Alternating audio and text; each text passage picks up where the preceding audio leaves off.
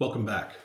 Hey, let's talk about the critical choice you have to make within 1 year of receiving a VA denial letter. If you choose the wrong appeal lane right now, you can easily lock your claim into a multi-year administrative gridlock or accidentally block yourself from introducing the new evidence that you desperately need to win, putting your entire claim at risk. If you're currently pursuing the rating that you deserve, I've developed a complete system to help lay out your files. I'm offering my VA operating system for $29. It's in the comments below. I know that price may sound like, way too low and won't have any value, blah, blah. But my personal mission is to get high value, low cost tools into the hands of veterans who need a clear framework to win. If you want to stop guessing and start moving forward with a real plan, that link is below in the pinned comment. When you look at a VA denial letter, it feels like the end of the road. But under the modern appeal system, a denial is just a signal that your file is missing a specific piece of data. The VA gives you 3 distinct appeal paths or claim lanes to contest their decision. You have the supplemental claim, a higher level review, and a formal board of appeals. If you pick a lane at random without auditing why you were denied, you're essentially gambling with your effective date. Choosing the wrong path can literally freeze your back pay timeline or keep you running in administrative circles for months, if not years. So let's break down the actual operational mechanics of how these lanes work so you know exactly how to read the map. The first path is a supplemental claim. This lane is built for one specific scenario. You have brand new, never presented before, relevant evidence that the VA has not looked at. If your denial letter explicitly states that they found no objective medical diagnosis for your condition, or that your doctor didn't provide a clear link to your service, you cannot just resubmit that same packet. You have to add new data. That means a fresh medical diagnosis, a newly signed nexus statement, or a detailed personal statement tracking your symptoms in depth.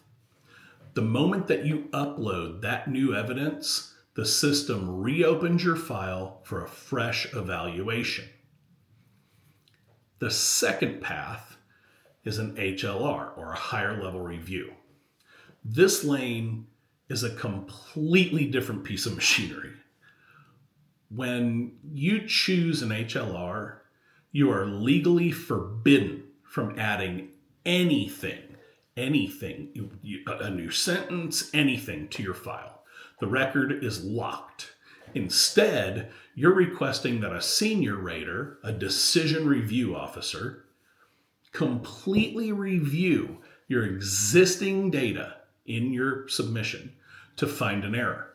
If you know for a fact that your medical files already contained a clear diagnosis and a signed nexus letter, but the junior rater somehow missed it and denied you anyway, the HLR could be your primary weapon. You are telling a senior reviewer to audit the system's performance and fix a clear mistake. The third path is the Board of Appeals, which sends your file straight to a veterans law judge in Washington, D.C. This is the heavy-duty option. Within the Board of Appeals, you have 3 sub-choices: a direct review of the existing record, a path to submit additional evidence within 90 days, or a request for a formal live hearing with the judge. While a board appeal gives you a legal evaluation away from the local regional office, it comes with a massive operational downside. The wait times at the board level can stretch out for multiple years.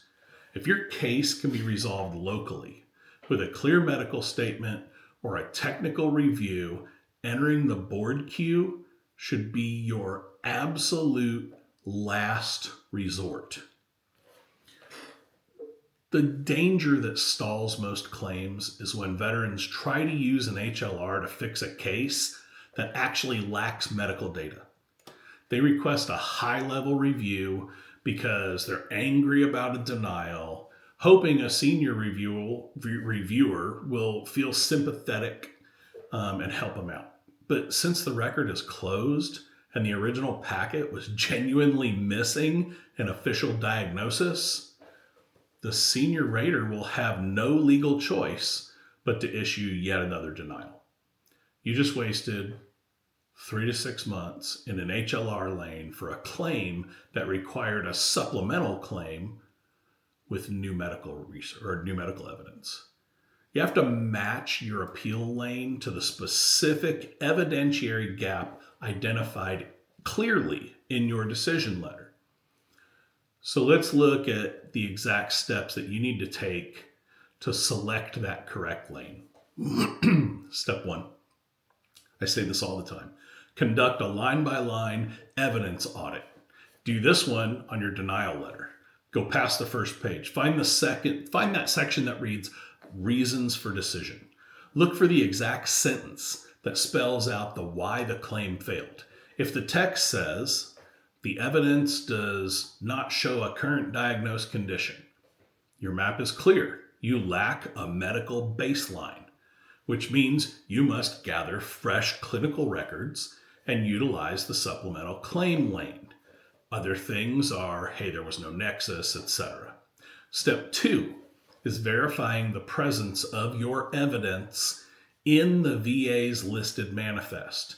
Check the section of the letter that lists every document the rater reviewed. If you submitted a private doctor's nexus letter, but you notice it is completely missing from their list of evidence, you've caught a clear administrative oversight. This is a clear indicator for an HLR because the data was there, but the process failed to point it out and use it. Step 3 is requesting an informal conference. If you choose the higher level review path, when you fill out the HLR paperwork, check the box requesting a phone call with the senior decision review officer.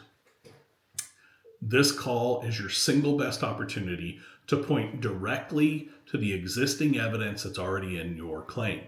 Do not spend this time complaining or rereading your medical history. This is a professional review or an audit. Tell that officer exactly which page of your file contains the diagnosis and cite the specific regulation, if you can, that they overlooked. Step 4 is protecting your effective date by making sure you appeal within the strict 12-month window. From the exact date stamped on your decision letter, you have precisely 1 year to file a supplemental claim, an HLR, or a board appeal to keep that same effective date, right? If you don't do that, your effective date goes back to 0, and then it takes another 6 months for them to review the case from the next time you file. When you completely understand the boundaries of these claim lanes, you can stop reacting emotionally to your denial letter and start looking at the data. You can pick the precise path that matches your evidence. You can keep your back pay fuse lit, and you can make it through this in the manner that it was meant to go through in the first place. Thanks for watching. I appreciate every single one of you. Don't forget to like, share, and subscribe. Consider becoming a member. I only get paid through YouTube videos, and that helps me keep, motivation and equipment updates and all that stuff going on. So keep fighting, take care of one another. I'll see you in the next one.